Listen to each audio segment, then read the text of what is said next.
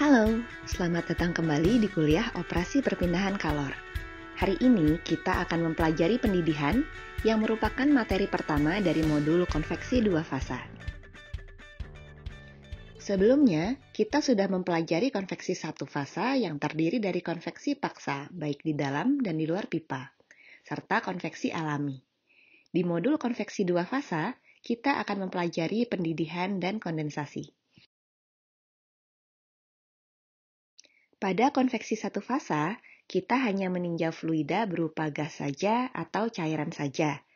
Pada fenomena boiling, terjadi perubahan fasa dari cairan menjadi uap. Kalian tentu familiar dengan fenomena ini karena kalian dapat merebus air dengan mudah. Contoh di industri antara lain pada reboiler atau pada reaktor yang dioperasikan di temperatur didih fluida. Pada bagian yang dipanaskan, cairan berubah menjadi gelembung-gelembung uap yang akan naik ke permukaan. Berdasarkan karakteristik perpindahan kalornya, ada 4 zona dalam fenomena pendidihan. 4 zona ini dibagi berdasarkan selisih temperatur antara permukaan pemanas dengan temperatur pendidihan fluida. Katakanlah temperatur di sisi bidang yang dipanaskan adalah TW dan temperatur pendidihan fluida adalah TD. Selisih antara keduanya adalah delta T.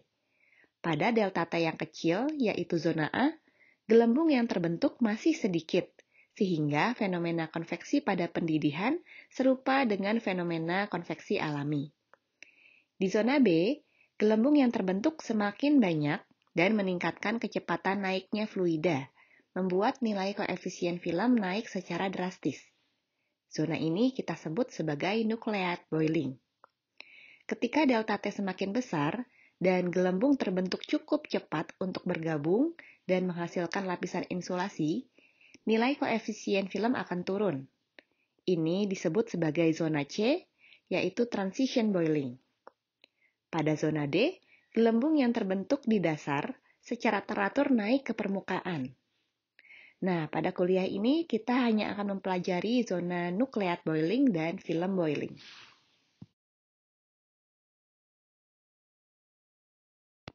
Berikut adalah simplified equation yang dapat kamu gunakan untuk nucleate boiling. Persamaan bergantung pada permukaan pendidihan, apakah horizontal ataukah vertikal. Nucleate boiling juga dapat terjadi pada aliran fluida yang diberikan gaya di dalam pipa, atau kita sebut sebagai forced convection boiling. Jika tekanan operasi bukan 1 atmosfer, maka nilai koefisien film yang diperoleh dikalikan dengan faktor koreksi berikut. Selanjutnya, film boiling alias zona D. Berikut adalah persamaan yang dapat kamu gunakan untuk menentukan nilai koefisien film pada film boiling. Oke, berikut adalah contoh soal untuk boiling. Ini adalah salah satu soal yang bersifat trial and error. Di sini kita memperhitungkan adanya konveksi di dinding jaket maupun di dinding dalam kettle. Silakan coba kerjakan dan bandingkan jawaban kamu dengan solusi berikut.